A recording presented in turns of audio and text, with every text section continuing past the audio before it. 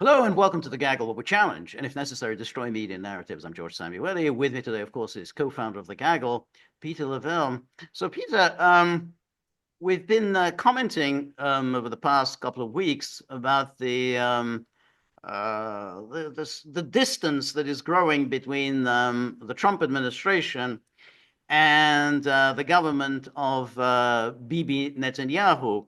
We've talked about Netanyahu's two visits to Washington. On both occasions, he was essentially trying to corral the United States into joining Israel, or rather leading the pack in the bombing of Iran. Basically, Trump had said no to the plans, and in fact, on his second visit, Trump used the occasion to announce the opening of nuclear talks with Iran. And then we learned that Trump's national security advisor, Mike Waltz, had been going behind Trump's back and colluding with Bibi Netanyahu about, yes, Iran. Trump was none too pleased, and Bibi Netanyahu has now essentially been sent to kind of, was it the way you used to get sent to the hydroelectric plant in Mongolia? I think this is where Molotov was sent. So you're going to be the ambassador to the United Nations. And then we had earlier this week when Trump announced that he was ending the bombing of the Houthis, and he said, "Oh, the Houthis capitulated," even though the Houthis had said that they would not bomb American ships. However, they would continue to bomb Israel. They said this openly, and That's what capitulation means, right, George. that's and they said, and he was, basically, the United States has not denied the Houthis' claims that, yeah, we're going to continue attacking Israel, but nonetheless, the United States is not bombing the Houthis anymore. So the response in Israel has not been too Well, I, happy. th I think there's one more thing, and it came out yesterday. And I don't know, maybe appointing Tammy Bruce over there at the State Department is some kind of bizarre punishment because she floundered again, even with her binder. Apparently, the Trump administration, I want to get the term correct here, is backing a security operation called Gaza Humanitarian Foundation, which the United States, and this is all vague right now, there are no details, that would take some kind of leading role involving Gaza, and I'm again elements of humanitarian aid and security. I'm going to extrapolate here some kind of reconstruction. This is only an idea, Right. a few one lines that have been released here.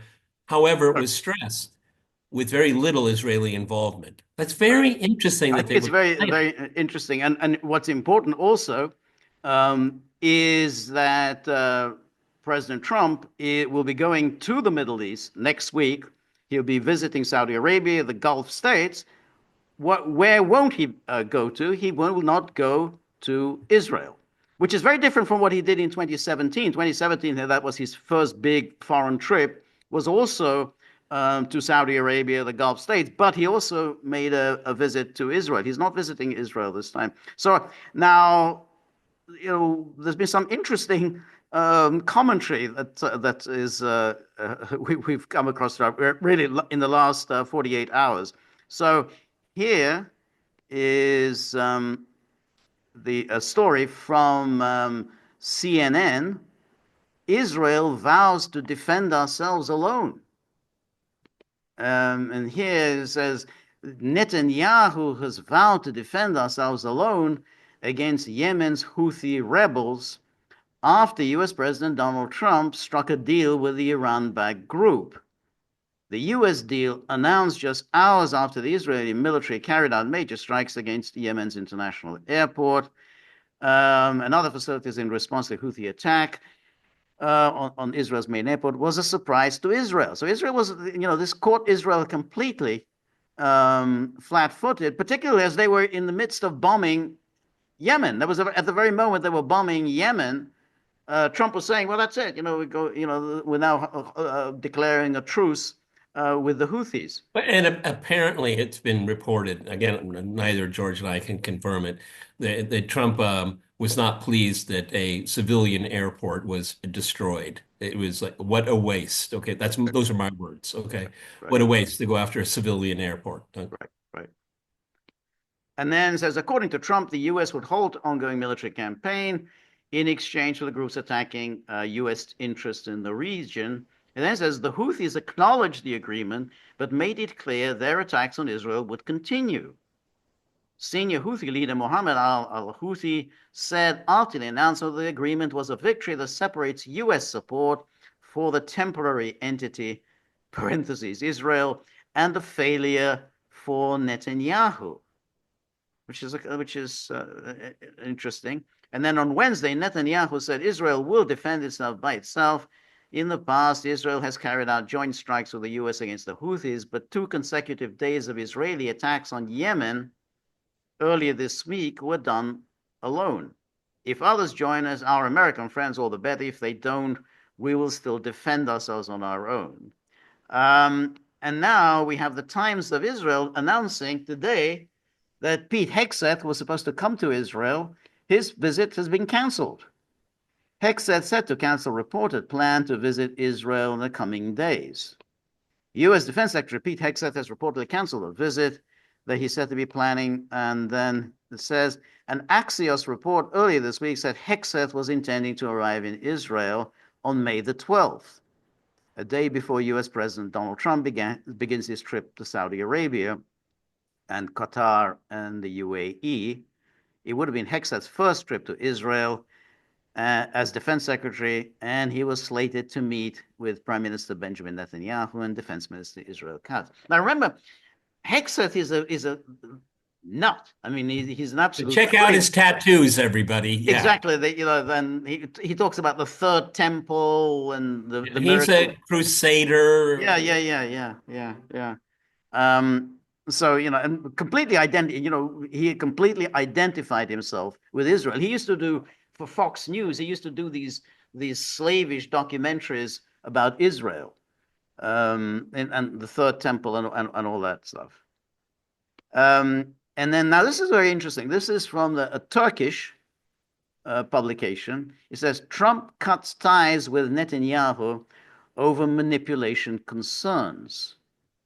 Israeli Army radio says U.S. president has cut off direct contact with Benjamin Netanyahu amid growing bilateral tensions.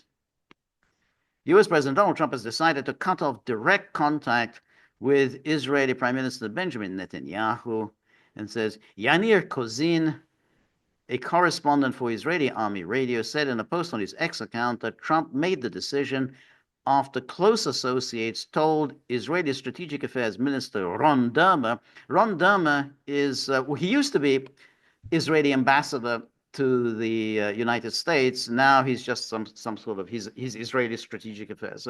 That the president believes that Netanyahu is manipulating him. You don't say.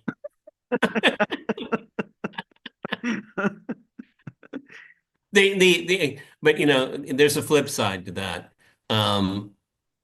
Shame on you, Donald Trump. Okay. Right. Yeah. Yes.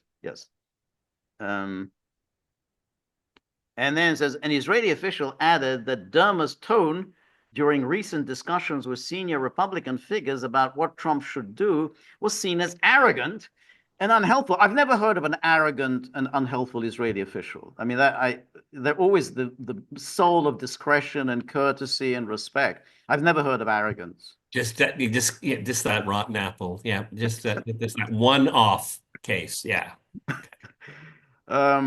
The official said that people around Trump told him that Netanyahu was manipulating him. There's nothing Trump hates more than being portrayed as a fool or someone being played. There's probably that is the lie detector did not light up on that one. That's why he decided to cut contact with Netanyahu. The official added. And then this is Times of Israel says, report, Trump disappointed with Netanyahu will continue Middle East policy objectives without Israel. And then US President Donald Trump is Well, then I'm sorry. George and I started talking about this 2 weeks ago, yeah, we everybody. did. We did. We Yeah, we started talking about the we had a conversation, a delightful conversation with Professor Morandi. We also mentioned this with him. He more or less said, "Yeah, you guys are onto something." Keep right. going, George. That's right. US President Donald Trump is disappointed with Prime Minister Benjamin Netanyahu, Israel Hayom reports, citing two senior sources close to the president. According to the Hebrew Language Daily, in closed door conversations, Trump said he was going to make progress on his objectives in the Middle East without waiting for Israel. And then Trump is also still upset with Netanyahu in his circle over what he sees as an attempt to push the White House into military action against Iran's nuclear program. George, what do you surmise here? Is there kind of a echo of the anger and the chagrin that Trump has over Soleimani? I think so. I think that I was think so. that the Soleimani thing. He's brought that up a number of times over the years. It's now a long time ago. I mean, it's now more than 5 years ago.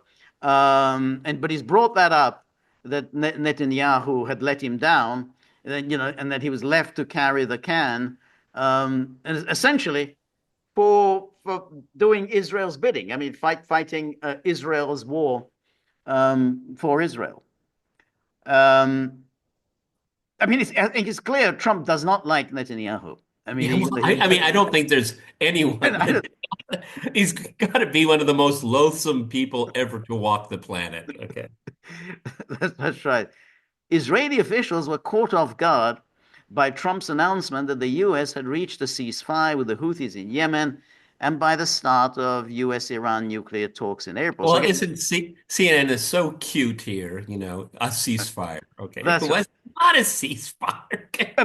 Well, it's not it's a truce. I mean, just a truce between Okay. United All right. States and the Houthis does not apply to anything else. So, I mean, basically, Trump has gone along and said Israel is complaining bitterly. Hey, they're still free to attack us, and Trump's saying, yeah, that's about it. Yeah, I mean, Tough neighborhood you guys live in. exactly. Yeah, it's a rough neighborhood. And then here's Axios.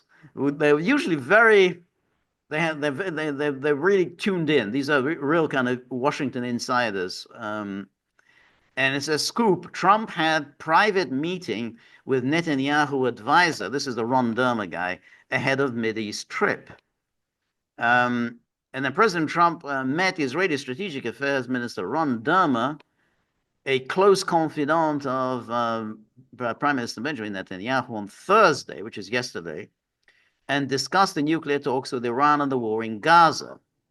Why it matters. The meeting at the White House, which was not made public by the US or Israel, took place ahead of the fourth round of nuclear talks between US and Iran on Sunday in Muscat and President Trump's trip to the Middle East starting on Monday. Between the lines, the meeting is somewhat unusual in that presidents don't typically meet with foreign officials who are not the head of state or government. But since, I mean, I guess he's cut off direct, he's not going to talk to Netanyahu directly anymore. The friction point, it took place 2 days after Netanyahu and his team were blindsided by Trump's announcement of a truce with the Houthis, exposing the gaps in trust and coordination between the administrations. And then behind the scenes, Dermer met Wednesday. So now listen, this is Wednesday. So Wednesday, Dermer meets with Secretary of State Marco Rubio and expressed these Israeli concerns. A source with knowledge said. On Thursday, Dermer had several meetings in the White House, including one with Trump. Vice President Vance, Rubio, and Steve Witkoff also attended the meeting. So that then does, and then we have today the story that no more dealings with Netanyahu. I would just give anything that so after the Dermer leaves the room, after Vance leaves the room, after Rubio leaves the room, and then that Steve Witkoff.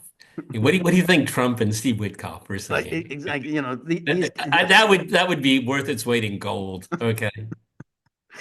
Because what I'm saying is that that's when they let their hair down, and that's Right. when No, Trump I says think what so. he Exactly. thinks. That's right. Exactly. He is the one who has he's the one who's closest to Trump. That's the key in this administration. Who's the closest to Trump? Um, so there's going to be another round. I mean, Witkoff was behind the talks with the Houthis. He secured that deal with the Houthis, and there's going to be another round of talks with Iran this weekend, Steve also with Witkoff, Witkoff. who Donald Trump's golf buddy, Yes. has done more diplomacy than all Secretary of States since the end of the Second World War. That's right. So, well, it's good that Rubio. Oh, well, yeah, by all means, let's have Yeah, Rubio in here, the Secretary of yeah. State. What's the Secretary of State do these days? I don't know. We'll try to figure that out. Yeah. It is kind of really interesting. I mean, if you want to interview someone as to what's going on, why would you want to book Marco Rubio? Say, well, that's not going to tell me what's going on. I mean, you want to talk to Witkoff. Rubio has no idea. I mean, Rubio is just the front man, Yeah, well, the public relations guy. Vice President Vance was asked about his relationship with Marco Rubio, and of course, JD Vance, he's still very green, okay, but he can be refreshing. Oh, we're best of Oh friends. yeah, Okay, then you know they're not. exactly. This is Reuters, and this is a Reuters report says exclusive. Oh, this Under is Trump, important. This is Saudi important. civil nuclear talks delinked This from is Israeli recognition. So in other words, that was the condition. Hey, we're going to help you build a nuclear plant, but you need to hop on board of the Abraham Accords. You got to recognize Israel. They've delinked it. No, you don't need to recognize This is Israel. very important, everyone, because what's really interesting is that these Abraham Accords, which I've been very dubious of, that Trump initiated, and the Biden administration took the reins and continued it, and they pushed really hard that there would be a link between the two. And now Trump, the originator of the Right. Abraham Accords, say, no, that's not That's so it. important That's anymore. it. Exactly. And so here's the Reuters story. The United States is no longer demanding Saudi Arabia normalize ties with Israel as a condition for progress on civil nuclear cooperation talks. Dropping the demand that Saudi Arabia establish diplomatic relations with Israel would be a major concession by Washington. Under former President Joe Biden, nuclear talks were an element of a wider U.S. Saudi deal tied to normalization and to Riyadh's goal of a defense treaty with Washington. Again, and Trump is going there next week. So presumably they're going to sign some kind of a deal on this, but nothing at all on any recognition of Israel. Um, and now this is Thomas Friedman. Thomas Friedman, who is a kind of New York Times foreign policy columnist, tends to be a bellwether of mainstream Washington opinion. And he says, this Israeli government is not our ally. And it goes on, dear President Trump, there are very few initiatives that you've undertaken since coming to office that I agree with, except in the Middle East. The fact that you are traveling there next week and meeting with the leaders of Saudi Arabia, the UAE, and Qatar, and that you have no plans to see Prime Minister Benjamin Netanyahu in Israel suggests to me that you are starting to understand a vital truth, that this Israeli government is behaving in ways that threaten hardcore US interests in the region. Netanyahu is not our friend. As much as I dislike Friedman, this is really important, everyone. Yeah, I agree. It's being written, yeah, and read. Yeah.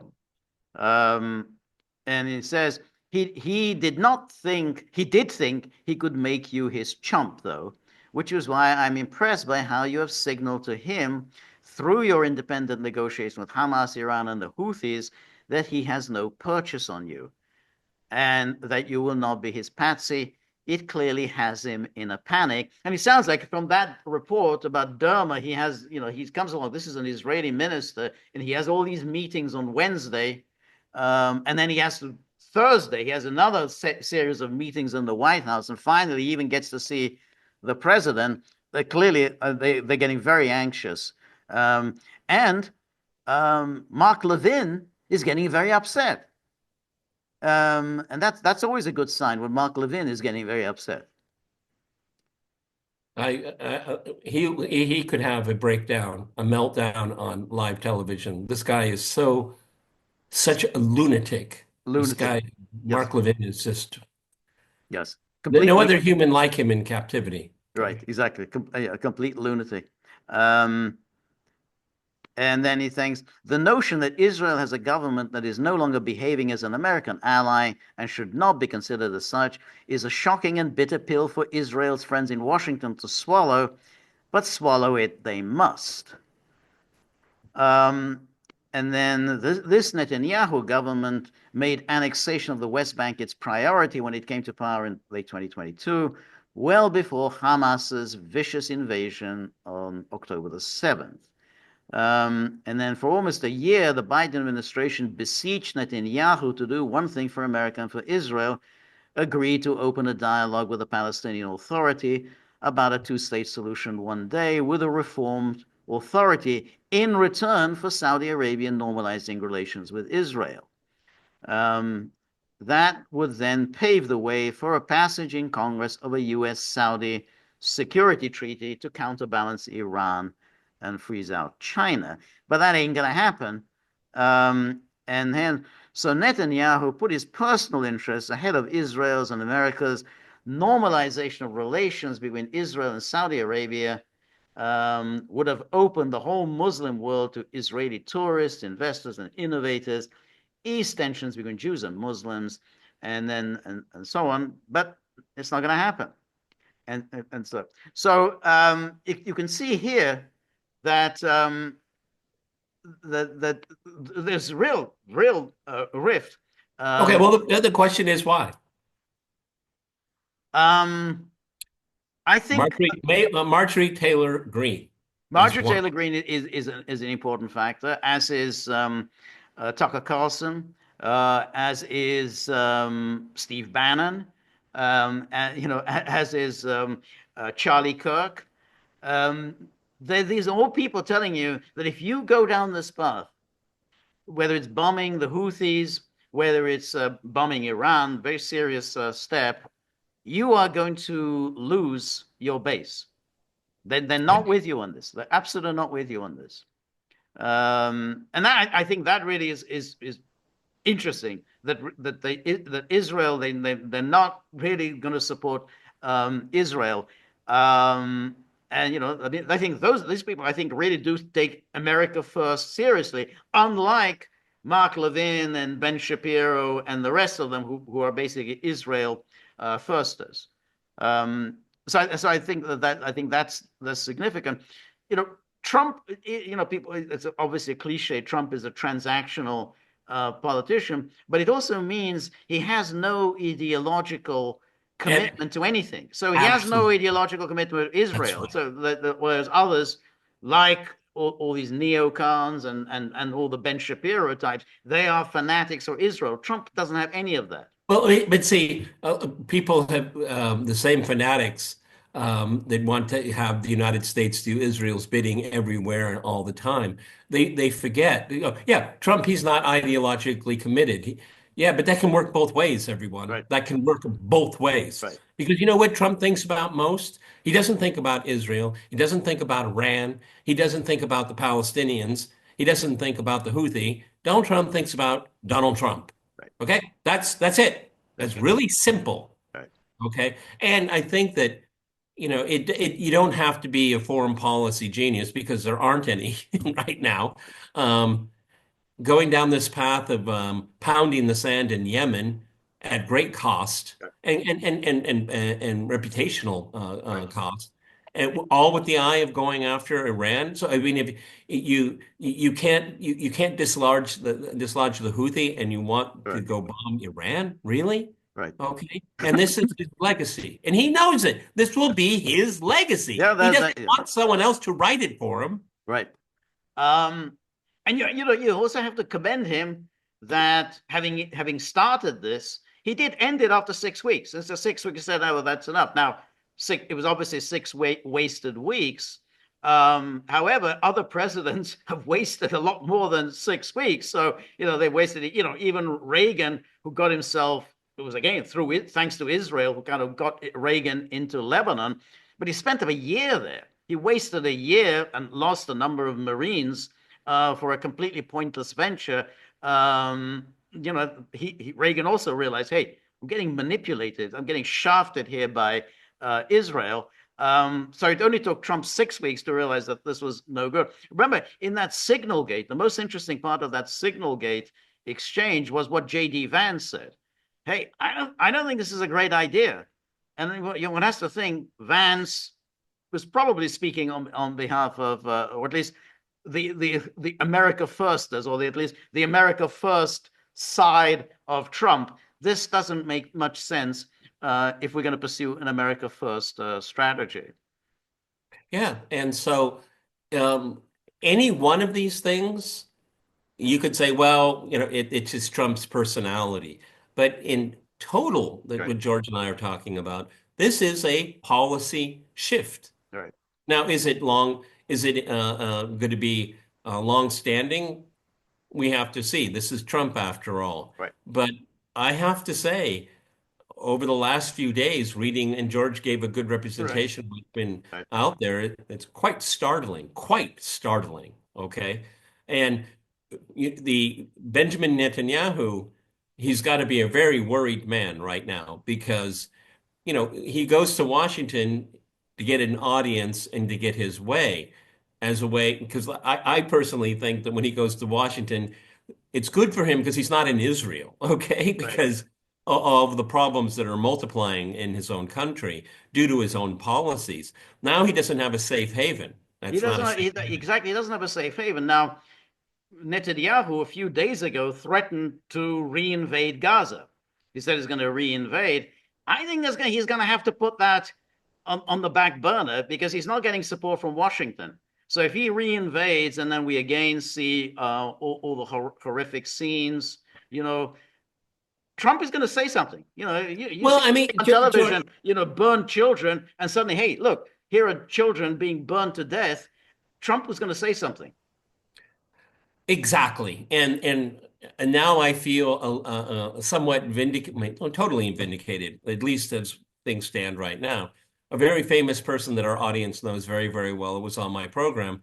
And I essentially said that Trump, it will impact him. Genocide, dawn, U.S. involvement. He said, no, he doesn't care about that. Now, George and I been saying, you know, the Palestinians don't rate high in Trump's hierarchy, and I still think that's the case. However, in Trump's mind, the United States did everything you wanted, Right. and you haven't resolved this, and it's only getting worse. Right. Okay, and the United States has interests all through the greater Middle East, Right. and this is turning into an impediment on everything right now. So it's not because he suddenly had an epiphany that genocide is wrong. Right. He's having an epiphany is that I'm getting rolled by this Yeah. Yeah. guy in Exactly. every single way. Exactly. Now he's going to go. He's going to go to Saudi Arabia. He's going to go to the United Arab Emirates. He's going to go to Qatar. What are they all going to tell him? They're going to say that this guy is a bloody, the people who are in charge in Israel are absolute lunatics. Netanyahu is not a lunatic. He's just a calculating, horrible man. But those guys, the Ben Gvir and Smotrich, the people in that Israeli government, they are lunatics. And if they get their way, they're going to completely devastate the Middle East because if they get their way and start pushing Palestinians out, they're going to destabilize Egypt. They're going to destabilize Jordan. Is that what you want? Is that the legacy? That's what they're going to tell him. So if Netanyahu does decide, I don't think he will now. If he decides to go back into Gaza, I think he's going to get a very, very unfriendly response from Washington. What's going to be really interesting to watch, because what George and I are discussing is happened in a small number of days. Well, think about the standing ovations, 58 standing ovations in 56 minutes or something like that. Yeah. I mean, the lobby in the United States has got to be shaken by Right. this because, yeah, we got Congress in our back pocket, but we don't have the White House. No. And and um, as all things being equal, the MAGA base and the America Firsters, they're going to look to primary people soon. Yeah. Yeah. They're going to say Oh, this yeah, is yeah, not what the absolutely. president. It's not That's what the president wants. no, no. Okay. Now you could take your yearly payoff. Okay. Everybody in Congress does it apparently, Yeah. but the president has made his will known that there will be a change of policy. Right. You better follow his lead, or we will primary you. And people like Steve Bannon, you don't want to mess with No, him. no, no. Okay. You really I mean, don't. he's the type of guy that'll say, here's the map. Here are the congressional Right. districts. Okay. Right. Who's going to help me? Who's going to That's join in? yes. Yeah. Okay. Yeah. They people, the Bannon's followers, the people who follow his show, they are activists. They are people they want to know, hey, whom should we target? And Bannon says, this is the one, this is the person you target. Then they'll target it. They'll absolutely target, senators, people in Congress. Absolutely. Same with Marjorie Taylor Greene. She has a big following.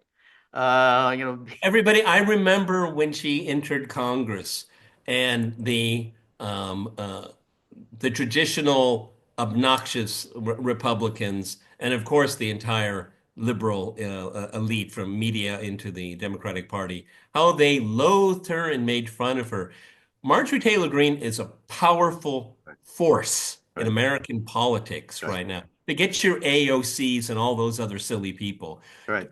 Marjorie Taylor Greene, I look at her tweets, they're well thought out. That's right. Very Yeah, well yeah, thought out. yeah. She crosses all the T's and dots all the I's when it comes to this issue here. Right. And she's making it very clear that she speaks for the base backs her, and Donald Trump must listen to her. Yeah, yeah, exactly. That's exactly right. And this is a real problem because uh, essentially, I think Trump's view is is that, hey, we've given you everything. You need to bring this war to an end.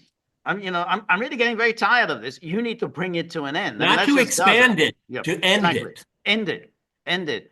And ultimately, Netanyahu, he's a very cunning performer. He talks big, and he has to keep Smotrich and Ben-Gvir and on board, but he's smart enough not to fall out with the Americans. That's that Israeli leaders know that's suicide if you fall out with the Americans. So he's going to know that he has to play the game. So I think this is a very hopeful sign. I think that this is No, I maybe agree. we might be moving towards some kind of settlement in Gaza and settlement on the Iran question. Well, it's interesting because I brought up this before. Norman Finkelstein did a review of the Waltz Mearsheimer book, The Lobby. And unlike what you hear in our lane of media, Trump will do exactly what he's told to do. We've heard this over and over again. And I kind of tend to fall on the Norman Finkelstein side, is that when push comes to shove, if it is in opposition to real American core interests, Right. The administration will back off. Well, this seems to be, Right. and there's a confluence of things going on. National interests, America first, Trump's ego, Right. all of these are moving parts in all of this Yeah, here. I agree. But I mean, it seems, I think I may be wrong about this, but I think this is one sliver of this is the frustration with Ukraine because Yeah. because the Americans and the West in general, they just don't have a lot of cards to play with, and they're beginning to realize that and realizing believing your own propaganda isn't going to solve anything. But in this case, Trump has a lot more maneuverability, okay? And he's grasping it. He's grasping it. And he's looking at all of the coverage of his administration's foreign policy. there are very few people that are saying, "Yeah, you're doing the right thing." Yes, yes, yes. Very few are doing that. Right. Okay. And I think Trump is, this trip is going to be very important because George hit the nail on the head. You can have all of the Marco Rubios, and all these other Israeli firsters around Trump, but he's going to go into the belly of the beast, and they're going to say these people in Israel are nuts. They're nuts, and they're going to pull you down with them. Right. Okay, so Right. Trump is going to get a real cold shower on Right. that. They're gonna pull you down because they don't, they don't care one bit about you. Not Or one your bit about country, or your country. or your country. Absolutely not. And then they will make sure you get blamed for everything because the Israel lobby will, of course, they'll protect Israel, but you, Mr. President, you will get blamed. It'll be you. It'll be on you. Is that what you want? And I think Trump really doesn't. He also doesn't really need the Israel lobby the way he did in the first term. We've talked about this many times before. He really doesn't need it. I mean, ultimately, what does he care about Mark Levin? I mean, okay, he's got his soapbox on Fox News, but so what? I mean, it doesn't matter to him. After all, Mark Levin used to be against Trump. I mean, back when Trump first announced his candidacy, Mark Levin was his enemy. He hated Trump. So he doesn't really need any of these people, and because he's not seeking re-election, so he doesn't need all this Zionist money. He has a lot of room in which to maneuver. And now that he's kind of pissed off, this is the moment to hey, this is the time to start striking deals. This is it's so interesting that it's such an interesting observation for me because we don't see Trump pissed off Right, very often right. because he remember him the AI image of him as Pope, okay. Okay, I mean, and he released it himself. Okay, I don't know who generated it, but you know, he threw it out there, and he because he knew there was going to be a reaction. Okay, and so he can mold it and Right. push it in and in his commentary about I'd like to be pope, I'd be a good pope. Okay, and this is amplified to Right, his base, right, and are Catholics offended? Folks, let me tell you something about being Catholic and relationship with the Catholic Church. The Catholic Church is the most caricatured institution in world history. yeah, Catholics are used to it. Catholics take part in it, okay? They make fun because it is such a vast, solid institution, okay? It goes through a lot. George and I'll talk about the next pope. It goes through all of these things, but it remains. So if you want to make fun of it, do you think Catholics get pissed off about it? No, they don't, because they make fun of it themselves. Okay? See, Trump absolutely. knows that. Right. He intuitively seems to understand that. Yeah. Oh, everybody's clutching their, oh, he's imitating the Pope. Calm down. Catholics don't mind. Exactly, exactly. And actually, it was very funny. I mean, It was funny. I mean, the whole idea is sitting with that robe. Well, no, and you know why? You know why? Because it's Trump. Now, Yes, if right. Biden had done it or Clinton or Obama, then it would be, oh, this would be a serious discussion. Right. No, he's just pushing your buttons, everybody. That's it. It's of a piece with those fake Time magazine covers that he has. They're fake covers, Trump on the cover of Time magazine. I mean, that's what he does. Like you remember when he put I think maybe the Presidential Medal of Freedom. He put it around the dog. There was that. You remember back in the first term, I think the dog that was involved in the killing of that ISIS guy. I've forgotten his name. And so people were taken in by this, this picture that he's putting this Presidential Medal of Freedom around the dog. Of course, it was artificially generated, but that's what he does. Hey, look, he's giving the dog a Presidential Medal of Freedom. So I think Well, it's I'm funny. He sorry, looked, he George, looked but funny as the Pope. dog lovers, dog owners, Trump put it, even if it's artificially generated, putting a medal around a dog, people vote like for that kind of stuff. Okay. Yeah, yeah. oh, you lower the standards. No, no, no. You elevate people. You're elevating people. Okay. And so what can we laugh about, George? What are we allowed to Right. laugh about? Right. What are we allowed to make fun of? Yeah. Okay. That, Was he showing disrespect to the Catholic Church? I didn't see it that way. Not at all. no, I just think there he goes again. yeah, There he exactly. goes again. That's it. Okay. That's it. No, but going back to our topic here, this is very serious. This is the most important thing. This whole Ukraine charade, it's a mess, okay? But this is serious business, Yeah. okay? Right. And I think that Trump realized that, he's one flush away from being a failed president, Right. okay? And he knows that, okay? Right. Anyway, he wants to work on tariffs. He wants to work on all these other things. Exactly. He's Exactly. tired of being led on a Right. leash. Right. No, that's exactly right. He wants to focus on his domestic agenda. That's his main interest. He's taking on these powerful institutions at home, all the universities, the law firms. He's got the immigration issues that he has to contend with. And then, like the tariffs or the economic policies they contend with. This just doesn't interest him. And then he says, I don't have anything to do with it. I mean, I kind of inherited this.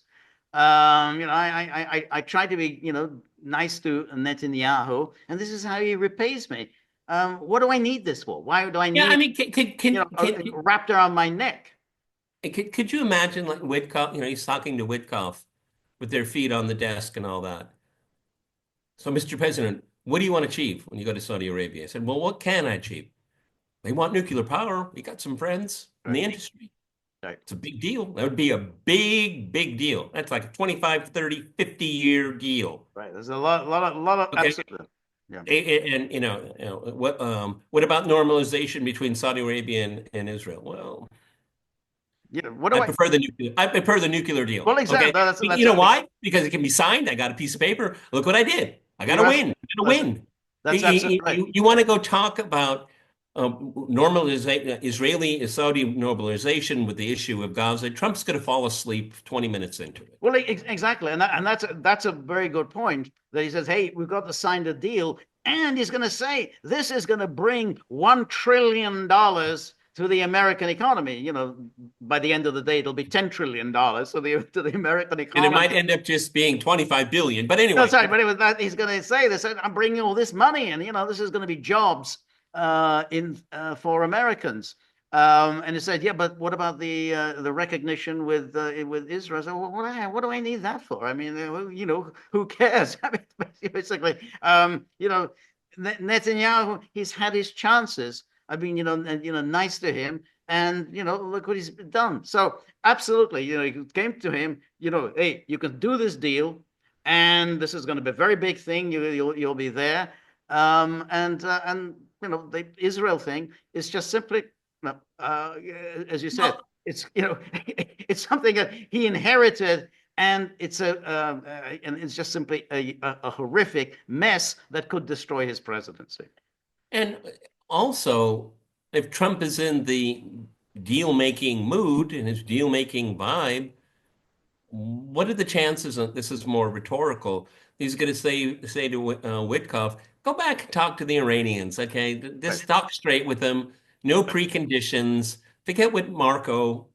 Send Marco on an errand. Tell him to go to 7-Eleven and pick me up a big right. gulp. Okay, But because that's it. no, but I seriously think this. I think because Trump wants to, for his nature is to solve things. So what are their gripes? Okay, if he doesn't have the lobby breathing down his throat and writing his talking points, well, just go talk to them. Okay, okay. But Mr. President, everyone says that a country that has the entire fuel cycle of nuclear fuel cycle, they have a bomb, but they don't. Okay, They, Germany they, doesn't.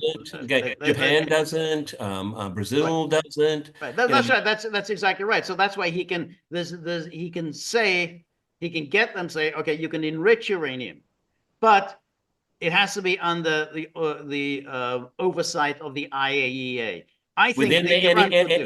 NPT, yeah, Yeah, yeah. and the Iranians will say yes. I think enrichment but it has to be under the oversight of the International Atomic Energy Authority, and that's a deal that can be done. And then you can say, hey, well, I got this. This is better than the JCPOA, and then he's got a win. He's got another win. And said, okay, well, I got this. This is so much better than the JCPOA. And he's got himself off the hook, because if he goes down this path of bombing Iran, then I think that does destroy his presidency. I mean, that's just has disaster written all over it, because Iran isn't going to cave to bombing. Then Trump can get back to work on his domestic agenda. On his domestic agenda, exactly. All right, everybody.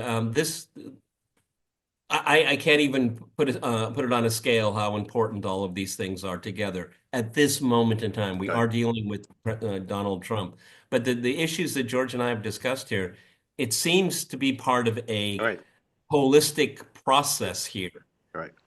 And to have it kind of publicly known, even if it's through, according to people in the room, as they like to say, that Trump doesn't want to talk to Netanyahu anymore. Right.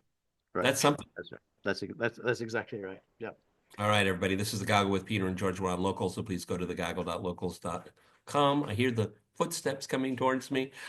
This is Friday. George and I'll reconvene on Sunday, and we'll do a live stream, God willing, on Monday at 10 Eastern time. Exactly. So, and then you got to think about these ferocious hounds who say, yeah, well, that's good, but, I want to, get Steve Witkoff to deal with this tip jar situation. Maybe he can work something out, how we can get this tip jar continually. Yeah, well, the boys would like to hire Witkoff. Exactly. Where can we get Steve Witkoff? What's his email address?